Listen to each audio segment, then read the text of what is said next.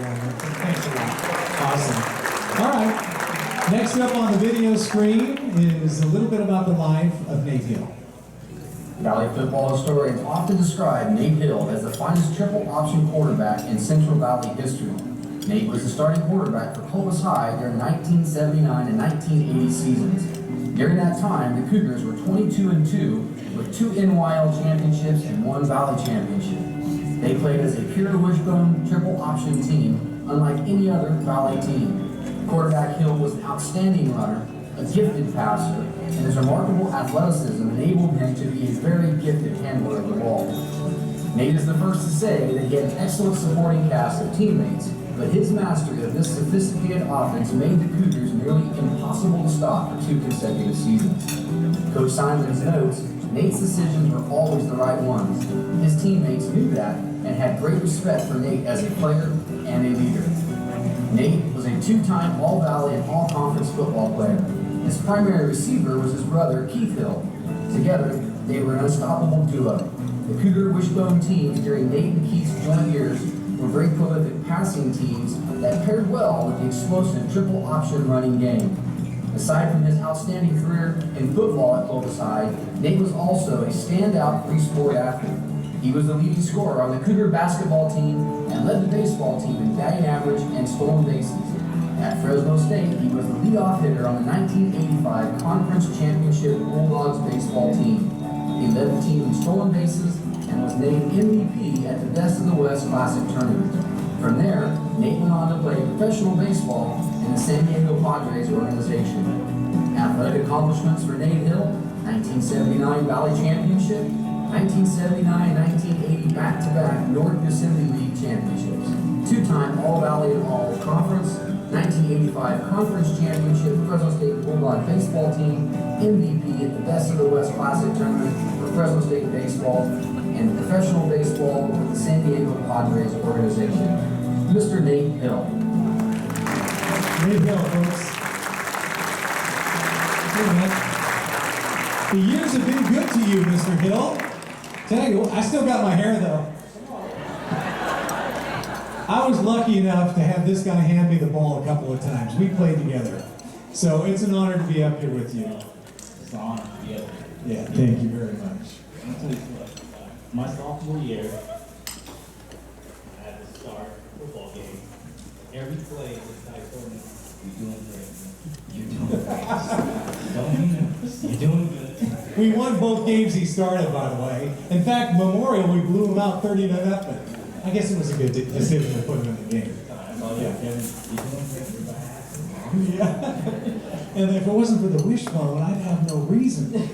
I mean, come on. Anyway, let's talk about what happened there. We did do the wishbone, okay? The triple option offense, okay?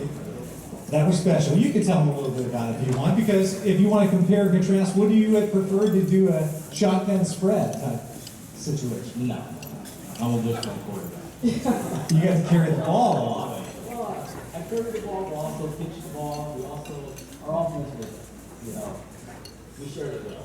That's what I like about the wishbone offense. I don't have to gain the yards, the running back, the fullback gain yards. So that's what I like. Yeah. We shared it well. There wasn't one particular player that was a superstar as a team. We were all good. He's trying to deflect. Yeah. So, but throw it to your brother. I mean, that's another thing. That must bring back family conversations. Well, who got the blame when somebody didn't catch the ball? Well, listen, my brother was easy to really play with because we talk on the weekend. And I didn't have to really tell him anything. It was pretty much eye contact inside the hub. So when I looked at him, he pretty much knew from throw the ball. There were certain passes I couldn't reach him, so he would actually make catches, which great catches. So I was very lucky to have it. Is that a situation where what you did as young boys carried over in high school football? I mean, Because you were used to it. oh yeah. Actually, Keith wasn't a very good receiver at first. I mean, Coach Sexton came.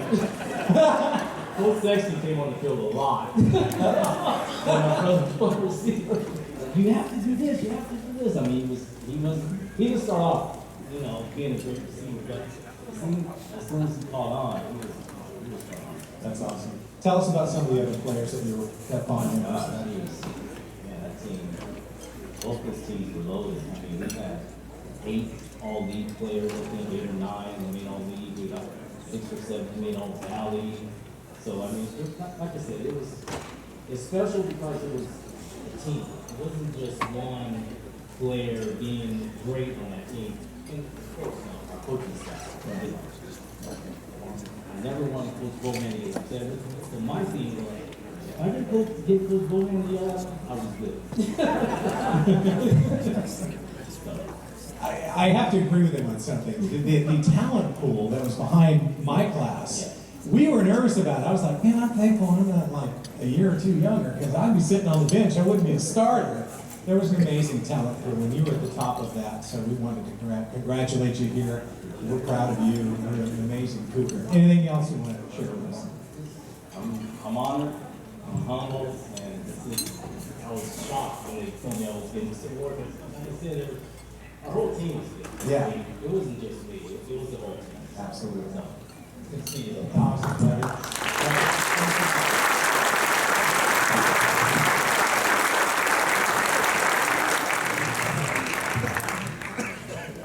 And now, back to the video. This is about Jeff King. Jeff King was a dominant force on both the 1984 and 85 Clovis High football teams. The Cougars won the 1984 Valley Championship and were CIF finalists in 1985. During that era, Jeff was an All-League and All-Valley, as well as the 1985 Defensive Captain and Defensive Player of the Year. He led a team in sacks and tackles and also played in the City County All-Star Game and the North-South Shrine Game. Jeff began his collegiate play at Fresno City College, where he helped the Rams win a conference title and was named All-League, All-State, and All-American. With a total of 26, Jeff led the entire nation in quarterback sacks. Jeff then transferred to Western New Mexico, where he assisted his team in winning their conference title and was once again named All-American and All-Conference. He completed his collegiate career at Minot State, where he also earned All-American honors. Jeff also played 8 years for the Fresno Bandits, where he was an 8-time All-Conference and 5-time All-American who helped the Bandits win 3 national championships. Jeff was inducted into the Minor League Football News Hall of Fame and later traveled to Europe, where he played and coached for a number of European League pro teams. When Jeff returned to the Central Valley, he coached for Porterville High School, Chavez High School, Edison High School, Fresno City College, College of the Sequoias, and was head coach of the Arena Football League Southern Oregon Heat. Jeff is currently the head football coach at Strathmore Middle School. He and his wife Lisa are co-owners of the Women's Football Alliance. Jeff currently serves as head coach of the Cali War team, on which Lisa plays in the position of wide receiver. The Cali War team won this year's division, region, and American Conference championships and were runners-up in the national championship finals. Jeff's WFA teams have earned Pacific West Division and Pacific Regional Championships and have been ranked #1 in the state and #2 and 4 in the nation. He recently signed as head coach of Team America, which will play in Canada prior to next year's World Championships in Italy. Honors for Jeff King: 1984 CIF Central Section Valley Championship, 1985 Defensive Captain and Defensive Player of the Year, All-League and All-Valley, State North-South Shrine Game, and City County All-Star Game, Fresno City College Wall of Fame, All-League, All-State, All-American, and National Quarterback Sack Leader, Western New Mexico State All-Conference and All-American, and Minot State All-American Honors. Fresno Bandit 3 national championships, 8-time All-Conference, 5-time All-American, Minor League Football News Hall of Fame, and WFA #1 state, #2, and #4 national rankings, Pacific West and Pacific Regional Championships. Mr. Jeff King. Come on up. Hi, Jeff. You've been around a little bit. You must have a story or two that you can share, right? Yeah. I'm going to help you out. Okay, so there's a Germany connection, and some Cougars ended up actually playing, I believe, overseas in Europe. Right. Tell us about it. So I went to Germany with Holman, Shannon Holman, Yeah. and then he got hired to work at Buchanan, and he left me over there. So I had to learn on the run, so I went to, I had to go to the Clovis High guys, so I could, because I can depend on it, and also my paycheck depending on it, so. So did you ever imagine, though, that that journey would take you overseas like that and also have a connection there? No, you know, I imagined playing 20 years in the NFL, so no. I think you did pretty good, though, your experiences. Take us back to Friday night and playing for the Cougars. Tell us something that was amazing that happened during your games. Oh, wow. I don't know if it's, I've been coaching high school football, and I think it's a little different now than it was back in the day. That's all we look forward to. You know, we went early signing and getting AP classes to go to some college and sophomore year. We were worried about Friday night and what led up to Friday night. So, and that still probably is, you know, the biggest thing that everybody talks about, you know, when they get together in the room, is not what they did at college, not their NFL career, is basically, you know, Friday night life. Absolutely. Except for double days. Those were a little hard. Yeah, I don't miss that. Yeah. That's when you have an ankle injury. Yeah, something happened. Oh, yeah, exactly. So also, we want to talk about this creation of a women's semi-professional football league in the United States. Tell us about that connection. Well, first, my wife, I started a semi-pro league for men, and my wife became a kicker, and then she discovered women's football and left me, and without a kicker. And we just, the leagues that she was playing in were terrible, so we kind of put our heads together and created a league. And I was a commissioner for a while, and now she's a commissioner of the league. It's the biggest women's league in the world, and it's going on 11 years. Wow. You say that so relaxed. That's awesome. Round of applause for that. Building a gap, too, for ladies. That's a good thing. Feel pretty good to see your name on that football. Looks neat. Yeah, it sure does, about time. Where are you going to put it? Probably in the living room. In the living room. Not at work or anything like that, no? No, I work in Stratford. Don't let it get scuffed. Might be gone. Don't let your players touch it. Yeah. Congratulations, man. That's a great life.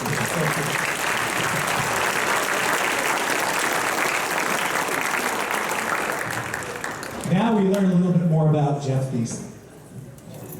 Jeff Thiessen was a 4-year varsity football player at Clovis High School and was one of the era's best overall football players. As a freshman, he was on the 1984 Cougar Valley Championship team. Jeff was a varsity starter his sophomore year, and as a junior, was an outstanding lineman and all-conference player. As a senior, Jeff served as team captain and easily made the transformation to tight end to help the Cougar offense. He was an exceptional blocker and pass receiver. Running pass routes and catching the ball came naturally to Jeff, and he became one of the Valley's top tight ends. Jeff was an equally talented defensive player. He played defensive tackle and started many games for the Cougars during his senior year on both sides of the ball. The 1987 season was a storybook one for the Cougars. 3 times, Clovis High upset different teams ranked #1 in the Valley. Along the way, the Cougars won a North Yosemite League championship and reached the Valley Finals. Jeff's infamous last-second quarterfinals reception, known as the catch, clinched the victory over Tulare Western. It was a play that will forever be a Cougar football historical moment. His postseason distinctions that year included North Yosemite League Defensive Player of the Year, First Team All-Valley, and NorCal selections. As a Sasano Blanket recipient and Clovis High's Benign Riff nominee, Jeff earned recognition for his academic skill as well as his personal character. Jeff went on to play 4 years at Fresno State University for the Jim Sweeney-led Bulldog teams. Jeff demonstrated his athletic versatility at FSU as a 3-year starting outside linebacker. In his sophomore, junior, and senior years, he made the All-Big West Conference team. Jeff also served as team captain in his senior year. At the end of his Bulldog career, he was selected to play in the 1992 Japan Bowl College All-Star football game. Jeff is a senior partner at Thiessen Duker Financial Consulting Group and resides in Clovis with his wife Kim and their daughters. He gives back to the community through coaching and sponsorship of local charity events. Athletic honors for Jeff: CIF Central Section Valley Championship Team 1984, North Yosemite League Championship Teams 84 and 87, NYL Defensive Player of the Year, and First Team All-Valley and NorCal selections 1987, Fresno State Team Captain and 3-year All-Big West Conference Team, Fresno State Big West Conference Championships 1988, 89, and 91, California Raisin Bowl Championship 88 and 89, and a participant in the Japan Bowl in 1992. Mr. Jeff Beeson. And here he is, Jeff Beeson, folks.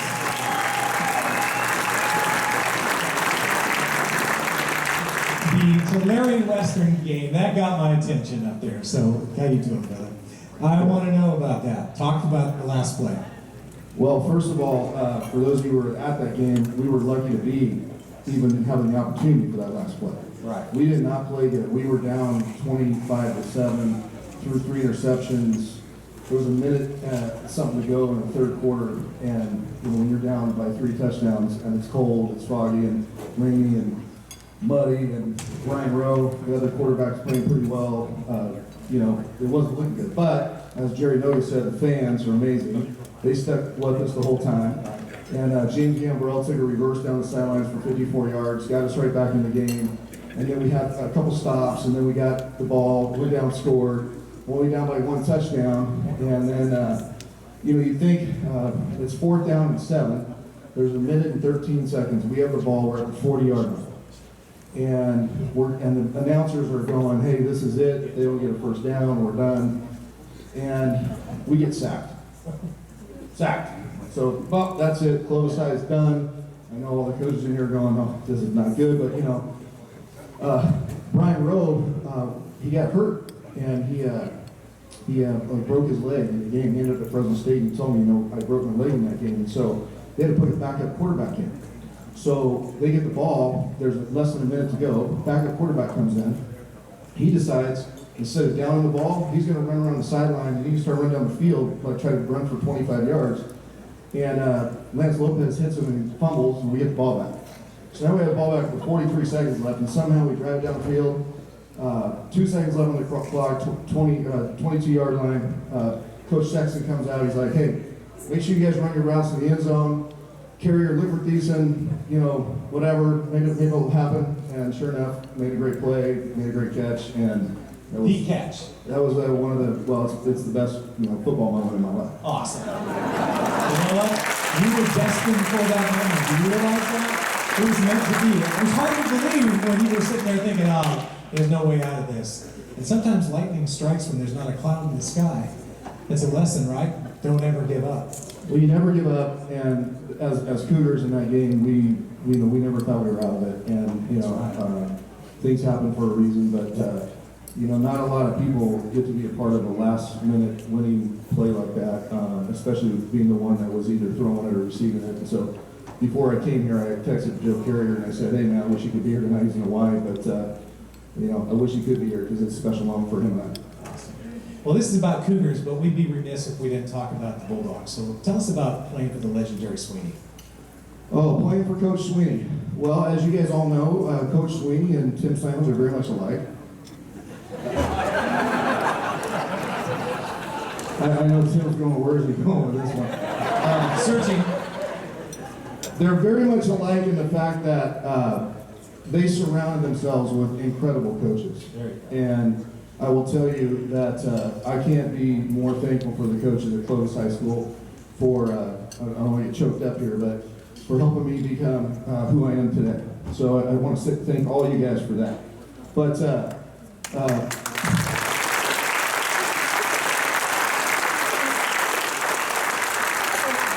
from a perspective of not much alike, Coach Sweeney, Coach Simons was always like this even-keeled, his emotional, we could be down by 20 or up by 50. Coach Simons was right there. In fact, in that last Tulare Western game, the announcers are going, they got to hurry up. What are they doing? They got to hurry up. And I'm sure Coach Simons was like, we got this, don't worry. Anyways, but Coach Sweeney, he was intense, he was emotional, and one of the things I'll never forget, and I know some other guys in the room, like Jesse Harwood, Russ Hartman, Zach Ritz, guys that are in there played for Fresno State with me. But I go out there, it's my first practice with the pads. I'm a freshman, and Coach, he had great coaches, but I happened to, Willie Robinson was my coach, and Willie Robinson was more fired up than Coach Sweeney was. And they stick me out there, I'm outside linebacker, never played outside linebacker, because I tight end and defensive lineman, right? Offensive lineman, Clovis High School. So here comes this pulling guard, absolutely flatbacks me, and I'm laying there, and Willie Robinson runs up, he gets down, he goes, "Welcome to college football, mother!" And I'm like, oh boy, well this isn't the steak dinner and, you know, you're the nicest guy in the world kind of guy, so anyway, but that was welcome to Fresno State. Awesome. I don't know if you could outdo that last story, but is there anything else you want to add to it? No, you know, the only thing I'd like to add is, you know, playing sports is amazing, and I would suggest if any young people are in the room, or old people for that matter, but you know, for those that know me, team is everything to me, whether it be with my family or my business or anything I do. I'm not really one to get up here on stage and accept like some sort of accolades and awards, but I will accept it from a team perspective, because I take more pride in successes as a team than I do as an individual. So team is everything. Thank you. Well done. And congratulations. Thank you. All right. Let's learn a little bit about Jason Sasoya. Damon Thomas carries a rich history into his 2019 CHS Football Hall of Fame induction. Damon was a wide receiver for the Cougars during the 1987 and 1988 seasons, in which the Cougars won back-to-back North Mississippi League championships. Following graduation from Clovis High, Damon played as a wide receiver at Fresno City College, where he had a breakout 1991 season for the Rams as an academic All-American and All-NorCal player. He then transferred to Division II Wayne State in Nebraska. The 1993 Wayne State football team set a school record for the most wins in a season, finishing with a 9-1 record. Damon was a standout in the Wildcats' remarkable 1993 season with 81 catches for 1,162 yards and 12 touchdowns, a school record for a single season. During that 1993 season, Damon was ranked 4th in receptions per game with 8.1 and was 5th in receiving yards with 116.2 yards per game. His overall Wayne State career included 152 catches for 1,983 yards and 15 touchdowns.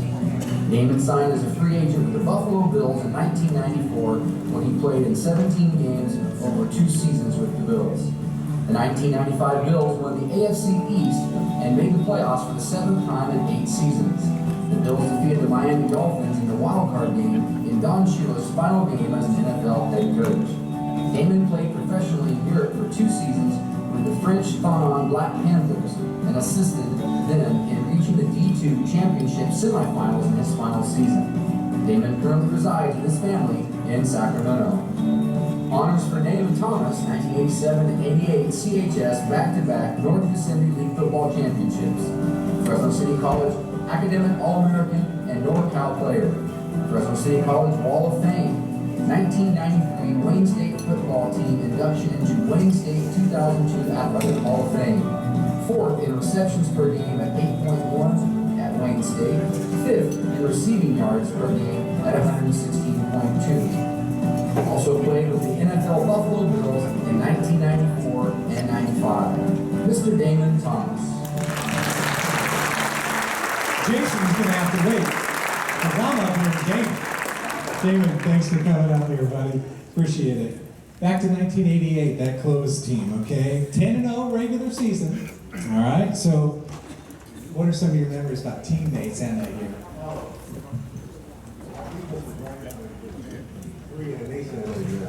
Yeah. And we came to the last, first playoff game, we got blown up on West Richmond to about running back and he broke through our piece of butter. Wow. 60 yards for a touchdown. That's 90 yards. Was third in the state. He lost that good. That was the ugliest thing I ever seen.